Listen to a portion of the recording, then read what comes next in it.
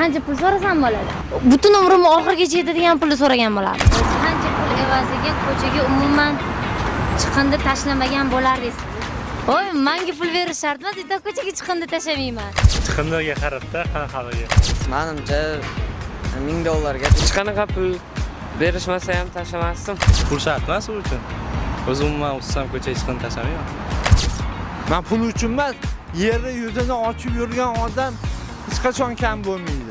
O'zi chiqindi ko'chaga tashlamayman. Bu bazaviy bilim deb o'ylayman. Hammamiz o'zimizni chiqindilarimizni kerakli bo'lgan chiqindi idishlariga tashlashimiz kerak va buni hatto yosh bola ham bilish kerak. Bir tiyin bermasa ham, hech kim gapirmasa ham bu ishni qilmayman men. Hech 14-15 million. $1 million ham musor tashlamasdim. Pulga sotilmaymiz. U siz ham tashlamayman, har doim olib yuraman. Farqi yo'q, qancha bersa shuncha yaxshi. Vaqt tashlamayman, tashlash gunoh-ku.